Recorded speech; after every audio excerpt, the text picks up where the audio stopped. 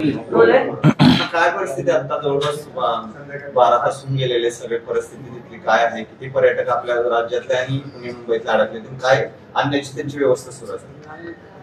काल झालेल्या या सगळ्या दुर्दैवी घटनेनंतर जे खरं तर पुण्यातले आपले 2 कुटुंब तिथे फिरायला गेली होती, त्यातले जी 2 त्या कुटुंबातली जी काही प्रमुख लोक होती, संतोष जगदाळे आणि कौस्तुभ गणबोटे, दुर्दैवानं हे दोघंही मृत्युमुखी पडलेत. परंतु त्यांची मी काल म्हणाल तसं त्यांची फॅमिली सुरक्षित आहे, त्यांची मुलगी आणि या दोघांच्या पत्नी सुरक्षित आहेत. आज संध्याकाळी 6 वाजता श्रीनगरमधनं ते दोन्ही पार्थिव पुण्याला आणले जातील. संपूर्ण राज्यात जवळपास 6 लोकांची आता माहिती आपल्याला येते. त्यामुळे 12चं विमान हे मुंबईसाठी आहे. मुंबईचे जे काही लोक आणली जाणार, जे मृत्युमुखी पडले ते दुपारी येतील आणि पुण्यातली संध्याकाळी येतील. या सगळ्या घटनेनंतर मोठ्या संख्येनं पुण्यातील आणि महाराष्ट्रातील लोक ही त्या ठिकाणी अडकलेली आहेत. निश्चितपणे हे सगळं झाल्यानंतर एक भीतीचं वातावरण आहे. ही सगळी मंडळी, त्यांचे नातेवाईक सातत्यानं संपर्क करतायत. रात्रभर आम्ही सगळेच या व्यवस्थेमध्ये आहोत. माननीय मुख्यमंत्र्यांनी सुद्धा स्पष्टपणे याच्यामध्ये आम्हा सगळ्यांना सूचना दिल्यात की आपण हे सगळ्या लोकांना परत आणण्यासाठीचे प्रयत्न केले पाहिजेत.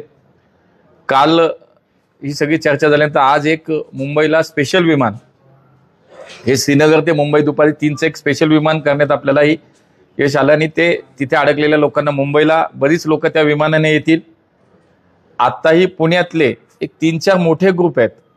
एक 69 लोकांचा ग्रुप आहे, एक 35 लोकांचा आहे, एक 19, असे एक साधारणतः एक 150-200 लोक पुण्यातली सुद्धा अशी आहेत. काही 4 लोक आहेत, काही 2 लोक आहेत. आम्ही 24 तास झालं मागच्या संपर्कात या सगळ्यांच्या आहोत आणि आत्ताही या लोकांसाठी एक स्वतंत्रपणे मुंबई मार्गे पुण्याला एक विमान बुक करण्यासाठीचं एक स्पेशल फ्लाईट करण्याचे प्रयत्न सुरू आहेत.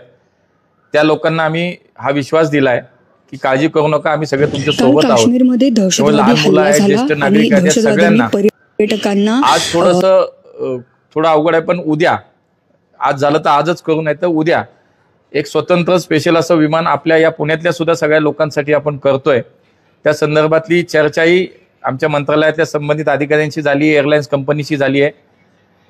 त्या ठिकाणचे जे कलेक्टर आहेत, या श्रीनगरच्या कलेक्टरांशी सुद्धा आमची सातत्याने चर्चा या विषयात सुरू आहे की आज ती लोक कधी येतील, कधी आपले मृत्युमुखी पडलेले लोकांना कधी सोडणार, तिथून कधी येतील, हे सुद्धा चर्चा सुरू आहेत. एक विशेष करून गृह विभागाचे आपले एक जॉईंट सेक्रेटरी त्या ठिकाणी आहेत, ते महाराष्ट्रीयन आहेत. मला विशेष उल्लेख करावा लागेल की लोखंडे म्हणून ते आपल्याला खूप या सगळ्या विषयात मदत पण करतायत, आपल्या लोकांना तिथं आधार द्यायचे काम करतायत. त्यामुळे सगळ्या पातळीवरती काम सुरू आहे. राज्याचे मुख्यमंत्री देवेंद्रजी या सगळ्या गोष्टींवरती लक्ष ठेवून आहे. मी त्यांच्या सातत्यानं संपर्कात आहे. त्यामुळे महाराष्ट्रातले, पुण्यातली अडकलेली लोक जी आहेत, म्हणजे उद्या जी म्हणलं की मी एक स्वतंत्र स्पेशल अशी फ्लाईट आपण करतोय, त्यात मुंबईतले लोक येतील, पुण्यातले लोक येतील, अशी व्यवस्था आपण आता करतोय. त्यामुळे परिस्थिती आता हळूहळू ती अडकलेल्या प्रवाशांच्या संदर्भात त्यांची जी भीती आहे किंवा ती निश्चितपणे थोडी आता ती साधारण होतीये. आम्ही सगळे त्या लोकांच्या संपर्कात आहोत. पुण्याचे सुद्धा कलेक्टरनी आत्ता सकाळी माझंही त्यांच्याशी बोलणं झालं, अजितदादा पालकमंत्री त्यांच्याशी आमचा संवाद झालाय. त्यामुळे पुण्याच्या सुद्धा कलेक्टरनी एक नंबर दिलाय. मलाही या आपल्या माध्यमातून नागरिकांना आवाहन करीन की आपणही सगळ्यांनी हा नंबर आपल्याकडे असावा. आपले कोणी नातेवाईक, मित्रपरिवार जर तिथे अडकले असतील तर आपणही या नंबरवरती ताबडतोब संपर्क करावा. पुणे कंट्रोल रूमचा नंबर मी आपल्याला या ठिकाणी सांगेन. मोबाईल नंबर आहे 9370 960 061. मी पुन्हा सांगतो, 9370 960 061. आणि लँडलाईन नंबर आहे 020 26 12 3371. हा पुणे कंट्रोल रूमचा नंबर आहे. इथं सुद्धा आपण संपर्क करू शकता किंवा माझ्याही कार्यालयाशी थेट संपर्क करू शकता. आमची पूर्ण टीम कालपासून या कामामध्ये आहे. प्रत्येक पुणेकर असेल किंवा महाराष्ट्रातली व्यक्ती असेल, याला सुखरूप परत आणण्याचे प्रयत्न आमचे चालू आहे. त्यामुळे चिंता करू नका.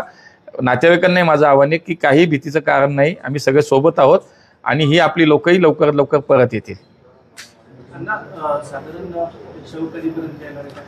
आत्ता त्या ठिकाणी जे मी तिथल्या कलेक्टरशी बोललो, त्यांनी शेड्यूल टाइम 6 दिलेला आहे. 6 वाजता त्या ठिकाणी ते निघतील. मला असं वाटतं पुढचा 1.5-2 तासाचा प्रवास असेल. साधारणतः 8च्या आसपास या ठिकाणी पोहोचतील. पण 6ची वेळ ही तिथली टेकऑफची आहे. हे परत एकदा आपण कन्फर्म पण करू. पण आता तरी 6ला निघेल असंच दिसतंय. टाइम तोच आलेला आहे. 8 पर्यंत इथं पोहोचतील. नाही, पुण्यातली आता जी काही 2 लोक गेलीत ती आपल्याला माहिती आहेत.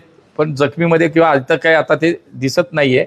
आणि मला असं वाटतं की ते फक्त अडकलेली लोक जी आहेत, जी आपली फिरायला गेली आहेत किंवा पर्यटनाला, त्या लोकांना आणण्याचा प्रयत्न चालू आहे. धन्यवाद.